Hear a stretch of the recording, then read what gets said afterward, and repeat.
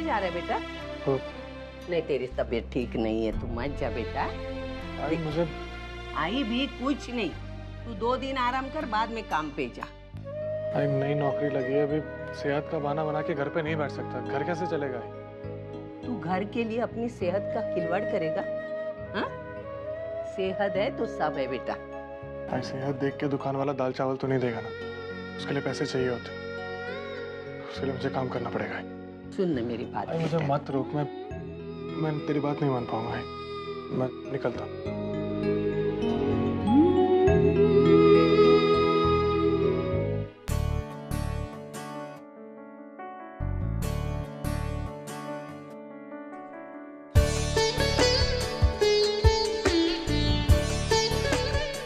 वर्षा, क्या मैं तुमसे कुछ उम्मीद कर सकता हूँ? किस बारे में? तुम जानती हो वर्षा, अभी तो आई ने गलती मान ली है अपनी, तुमसे माफी भी मांग ली है। और क्या तुम चाहती हो उससे? मुझे लगा था कि अश्विन जीरो की सच्चाई सामने आने के बाद इस घर में फिर से वही शांति होगी, लेकिन अभी दिन पर दिन बात और बिगड़ती जा रही है। उसे सिर्फ तुम संभाल सकती हो। मैं कोशिश कर रही हूँ ना, इतना आसान नहीं है। जानते हो, जब भी आंखें बंद करती हूँ, बीता हुआ सब कुछ मेरी आंखों के सामने आकर खड़ा हो जाता है। तुम्हारे आई का बर्ताव मुझे याद आ जाता है, और फिर उसके आगे मैं कुछ सोच ही नहीं पाती। सोच नहीं पाती या फिर सोचना नहीं चाहती तुम? नहीं आई वो। सतीश, ये तुम नहीं हो, तुम्हारा ईगो बोल रहा है वर्षा। जिसे आप ईगो कह रही है वो मेरा सेल्फ रिस्पेक्ट है। अभिमान और अहंकार के बीच की सीमाएं बहुत धुंधली होती है। अपने अहंकार को अभिमान का नाम किस अहंकार की बात कर रही हैं आप? पहले आप खुद देखिए ना, आपने मुझ पर किस तरह की माफी मांग ली है मैंने। क्या करूं बोलो? तुम्हारे सामने घुटने देखकर तुम्हारे पाँव पकड़ बात करो। ऐसे आपस में झगड़ने से अच्छा है कि आपस में बात ही मत करो। कम से कम शांति तो रहेगी घर में।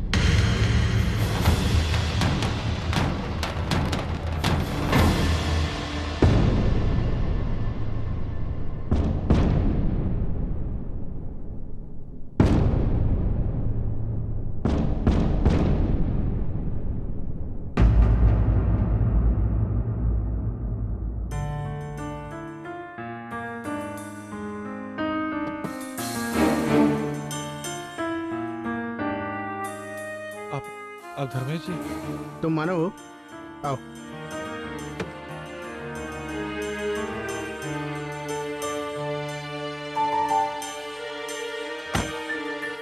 सर, वो आने में थोड़ी देर हो गई।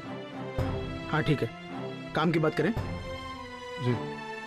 2 महीना पहले तुमने मेरे पिताजी से 3 लाख रुपए लिए थे, उसे लौटाने के बारे में क्या सोचा? देखिए, एक प्रॉब्लम हो गई है। मेरे पास एक गैरेज था, लेकिन म्यूनिसिपैलिटी वालों ने उसे बंद कर दिया, और बहुत कोशिश भी की, लेकिन वो गैरेज हाथ से चला गया। लेकिन आप चिंता मत कीजिए, मैं कैसे भी करके आपको पैसे वापस कर दूंगा। बस वो थोड़ी। मानव, ये मोहलत वहलत देने में मैं विश्वास नहीं करता।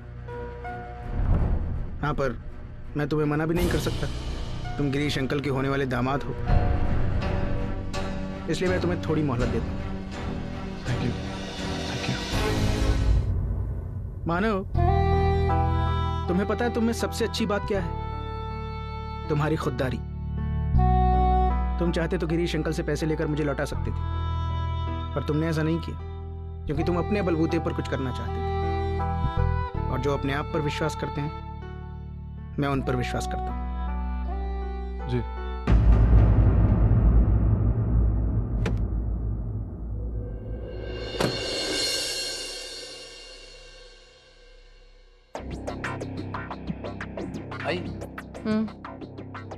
आई मुझे और 6 लाख रुपए चाहिए। 6 लाख रुपए? मुझे याद है ना, तू पहले भी 12 लाख रुपए ले चुका है मुझसे। अरे मला माहिती है, लेकिन क्या करूं, मामला बिजनेस का है और वो थोड़ी ना हजारों में निपट जाएगा। अरे बड़ा पैसा कमाने के लिए बड़ा पैसा इन्वेस्ट भी करना पड़ता है। हाँ, ये बात भी सही है, लेकिन तुझे विश्वास है ना तू जो कर रहा है वो सही कर रहा है? अरे तू चिंता मत कर, मैं जो कर रहा हूँ बिल्कुल सही कर रहा हूँ। बस एक दिन ये बिजनेस लॉन्च हो जाए, उस दिन से 1 साल के अंदर अंदर मैं इससे दुगना पैसा तेरे हाथ में थमा दूँ। सत्य है, बस मैंने कहा और फोन की रिंग बज गई। इसका मतलब मैं जो कह रहा हूँ सच होने वाला है। अजीब, तू भी ना। और हाँ आई, याद से चेक साइन कर देना। हाँ हाँ कर दूंगी।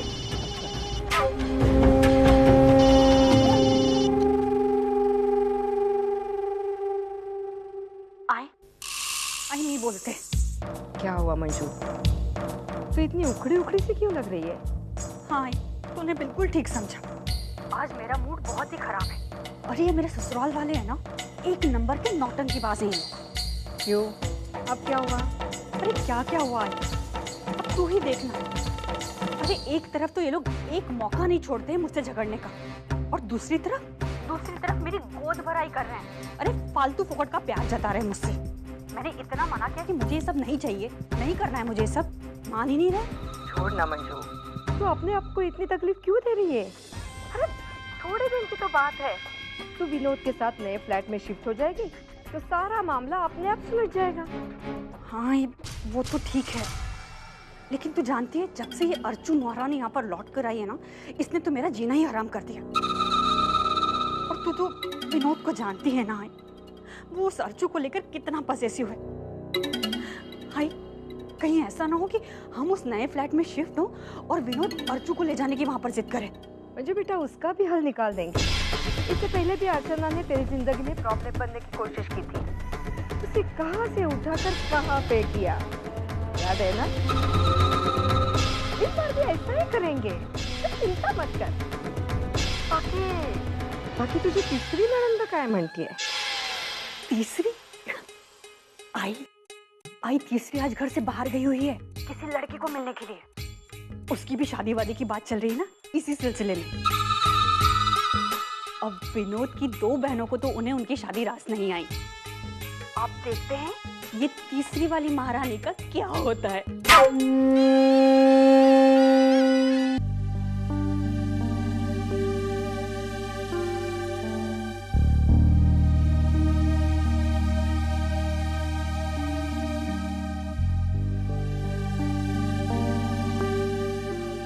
हेलो। जी मैं वैशाली बोल रही हूँ, मैं पहुँच चुकी हूँ। आप कहाँ? लेफ्ट साइड के टेबल पर बैठा हूँ, स्काई ब्लू शर्ट।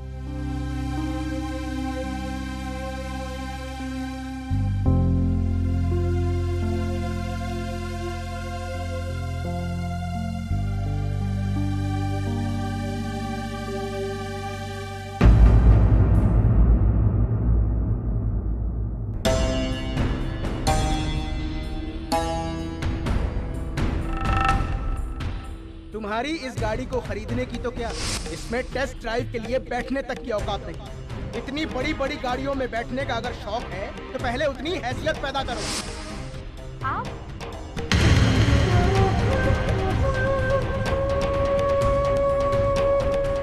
आप वैशाली में? जी हाँ।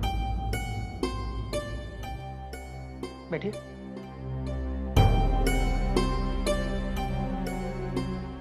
मैं जानता हूँ मुझसे मिलके आपको खुशी नहीं हुई होगी, पर फिर भी अब इतनी दूर से आ ही गई हैं तो थोड़ी देर बैठिए।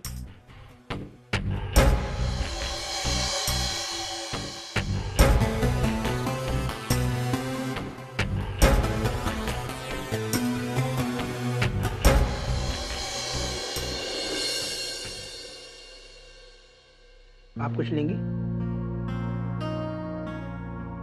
जो भी चाहिए ऑर्डर कर दीजिए।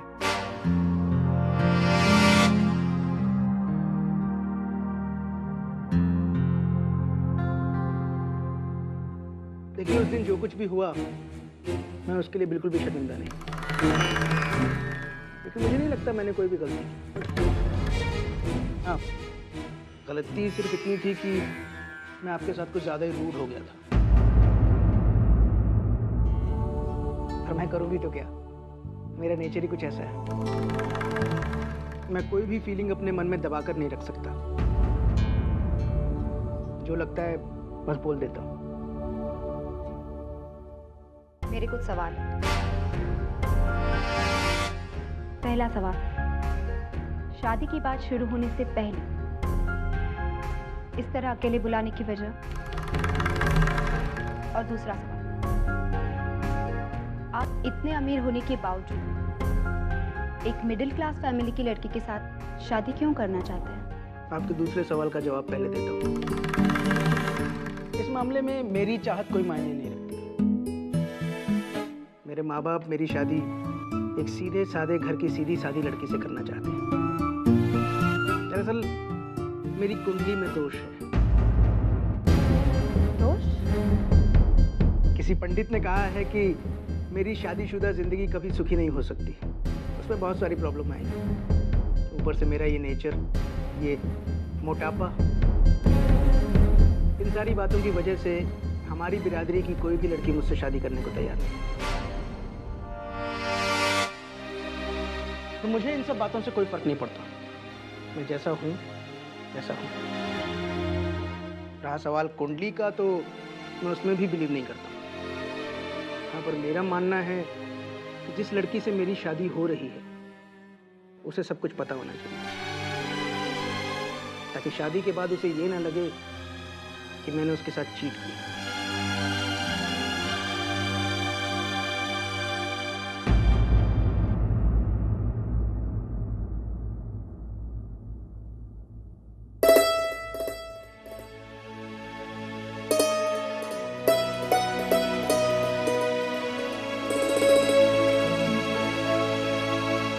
एक मिनट।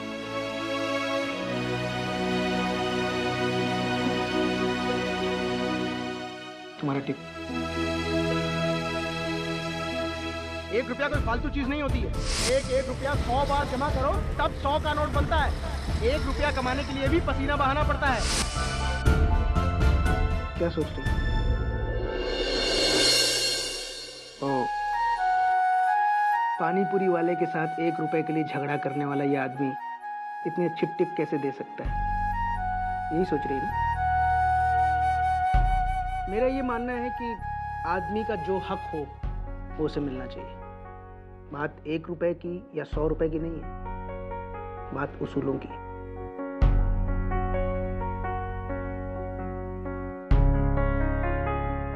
मुझे चलना चाहिए। आपसे मिलकर और आपको जानकर अच्छा लगा। मुझे लगता है कि आप बहुत ही सुलझे हुए और समझदार इंसान हैं। लेकिन फिर भी मुझे नहीं लगता कि आप मेरे लिए सही जीवन साथी हो।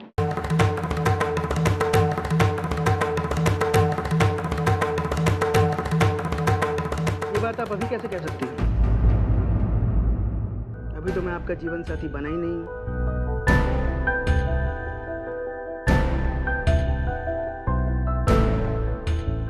क्या पता आपके पति की भूमिका में आने के बाद आप मुझ में वो सब कुछ पाएं जो आपने अपने पति के बारे में सोचा है। लेकिन फिर भी मुझे नहीं लगता है कि आप वैसे हैं जैसा मैं चाहती। ठीक है, ये कहने वाली आप कोई पहली लड़की नहीं है। इससे पहले भी सभी ने मुझे मना किया। हाँ, पर आपकी ईमानदारी और ना कहने की हिम्मत मुझे पसंद आई। गुड। बाकी सबने भी मना किया था, पर पीठ पीछे। आपने आमने सामने मना कर दिया, अच्छा लगा। अच्छा, मेरी एक इम्पोर्टेंट मीटिंग है, मैं चलता हूँ।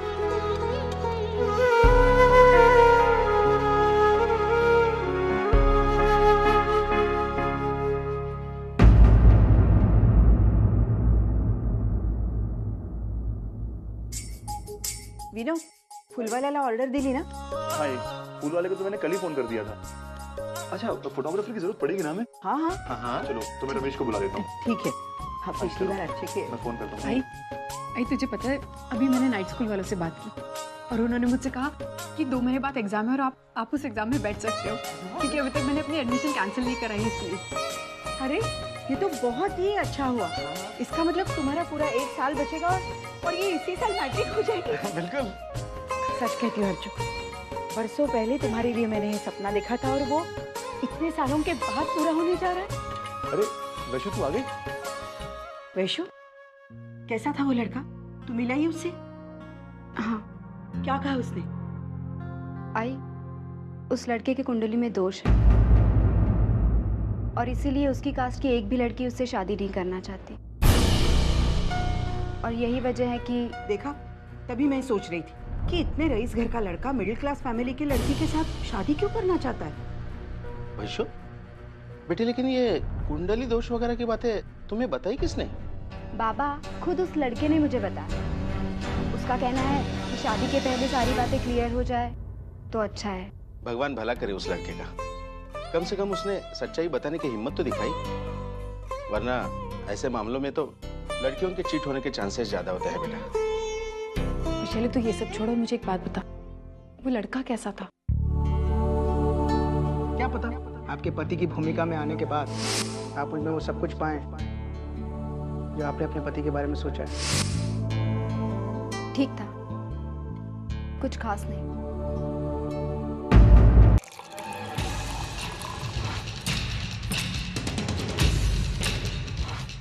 वो वक्त आ गया कि हम एक दूसरे से जुड़ा हुआ रिश्ता तोड़ दें। हम जब भी एक दूसरे से बात करते हैं, हम जब भी एक दूसरे से मिलते हैं, मुझे उस हर एक पल में लगता है कि हम रावनी के साथ विश्वासघात कर रहे हैं। मानव, मैं मानती हूँ कि हमारे दिल में एक दूसरे के लिए जो जज्बात है वो हम मिटा नहीं सकते, लेकिन इन जज्बातों को जाहिर न करने की कोशिश ज़रूर कर सकते हैं। इसलिए आज के बाद ना ही हम कभी मिलेंगे और ना ही हम कभी बात करेंगे।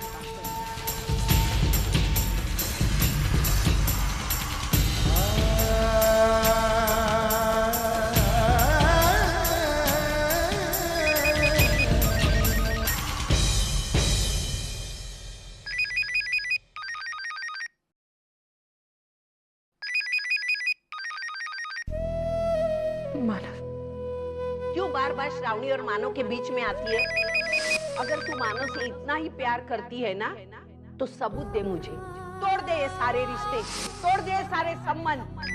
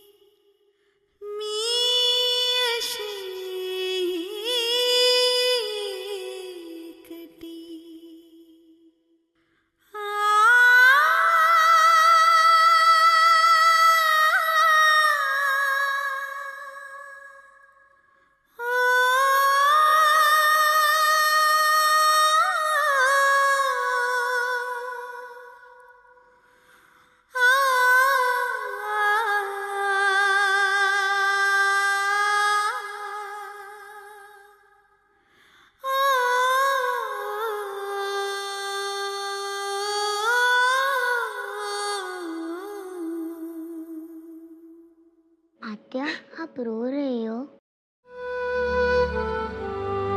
बताओ ना आत्या, आजी ने डांटा या फिर मेरी आई ने कुछ बोल दिया? नहीं पुण्य, ऐसा कुछ भी नहीं, तू खेलने चाचा। बताओ ना आत्या, जब मैं रोती हूँ तब आप मुझे रीजन पूछती हो ना। मुझे रोती हुई आत्या अच्छी नहीं लगती, सिर्फ हंसती हुई आत्या अच्छी लगती है।